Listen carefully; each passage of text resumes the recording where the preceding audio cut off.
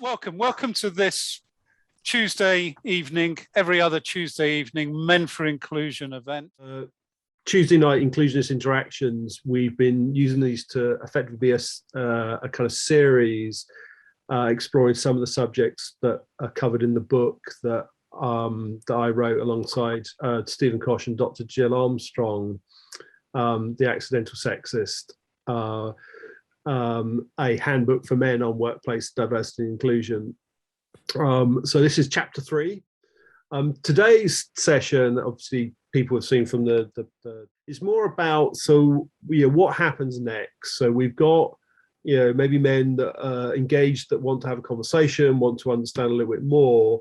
What are some of the things we can do to take the conversation and the activities further?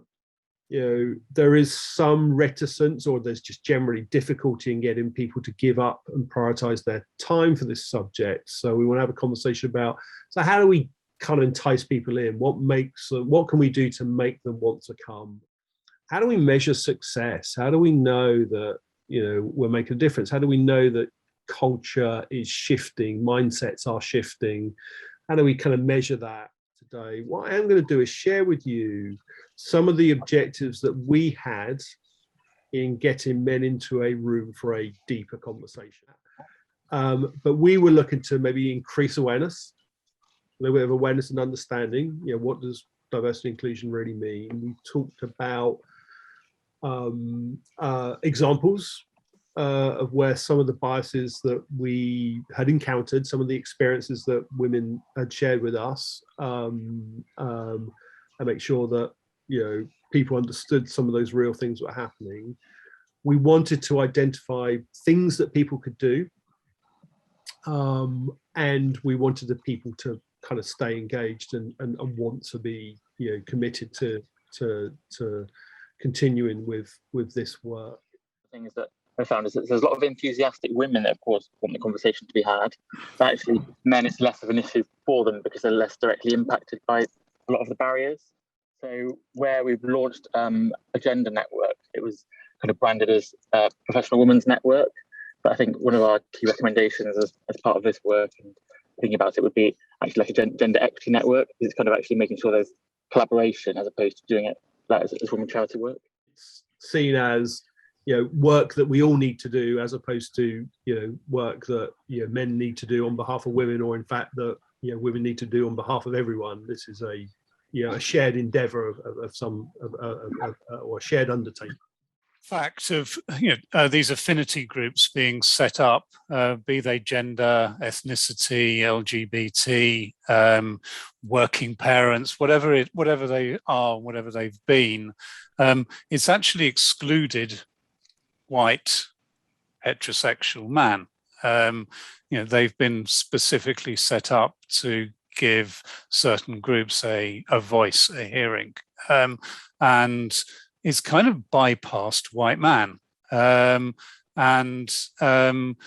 we've moved away or moved on from pure diversity into inclusion, we've got some catching up to do. We've got to find ways of getting men to recognize, white men to recognize that actually this is about them as well. In diversity work, it's really important to us to give voice to people from marginalized groups and minority groups. So, Mark, what you're saying is, having whatever they be, an LGBT group or a women's group or whatever group it is, to give people a voice, which is something that we support wholeheartedly. But the paradox is actually it creates silo-based thinking. Men are, heterosexual white able-bodied men are turning up as as a supporting cast, as opposed to my point earlier, which is being part of the team that does this work and doing their fair share alongside everybody else that's doing this work. The thing that we would talk about was, this is your opportunity for us to hear your voice, right? This is your opportunity to come and tell you what you think about this subject, right? Do you think there is a gender equality issue, for example, in your team, in our company, in your part of the organization? just tell us what you think. Tell us what you see. Tell us what, do you think you see women being, unfairly treated? Do you see examples where sometimes maybe there's positive discrimination? All of those things are acceptable because that's your perception. And that age-old thing about what's in it for me cropped up again. It's tried and tested, and it's still very valid these days, I think. So I suppose, being within the category that we're talking about, I think it's just understanding, well, why would I benefit from knowing about this, let alone turning up to and it's interesting you use the term a women-driven event, which is often the case, but of course it doesn't have to be.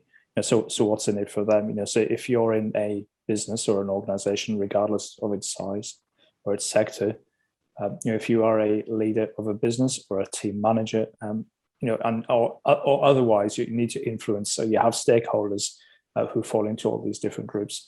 There is a what's in it for me, and those are numerous. If we were to sit here and think about that, I have no evidence for this. But my gut tells me that a lot of people that kind of fall into my category within life and business potentially are feeling a little bit out on the periphery of this, not only within business culture, but within culture more broadly in society. But there will be a lot of people who will at least be aware of that.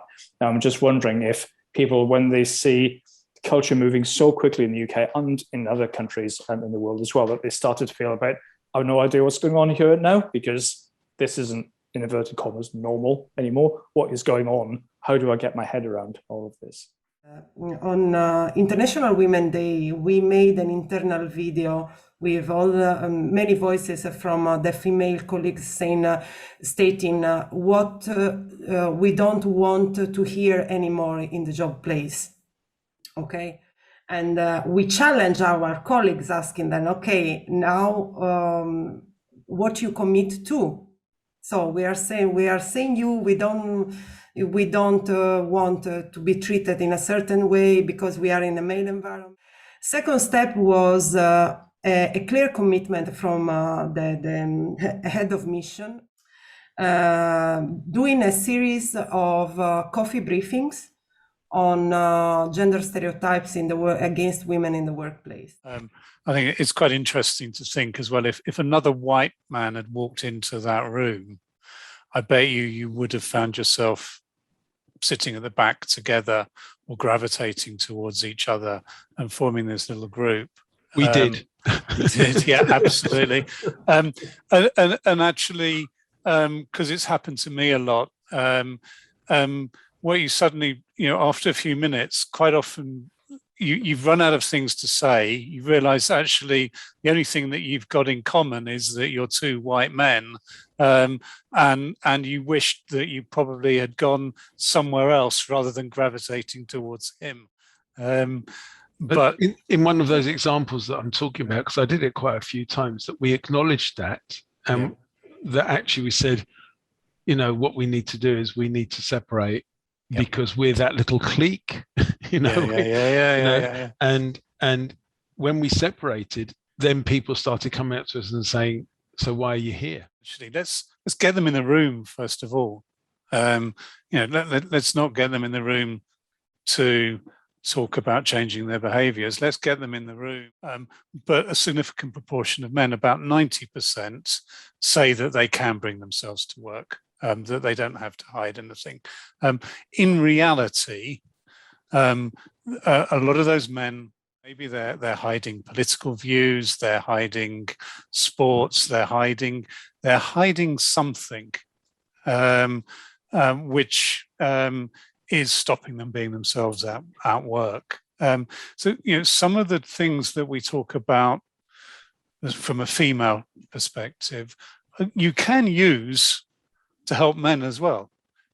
Let's help men bring themselves to work, because if they understand that they're having to hide things, they will then understand that also you are. So reframe a bit of the conversation to be more attractive. Also, I hear increasingly people, and we still use the term ally, but it is, or associate or accomplice or something like that. And they've all got sort of negative connotations in some shape, form, or another. So let's change the words somewhere. I don't know what people think, but why don't we talk about the level playing field and people stepping up to inclusion?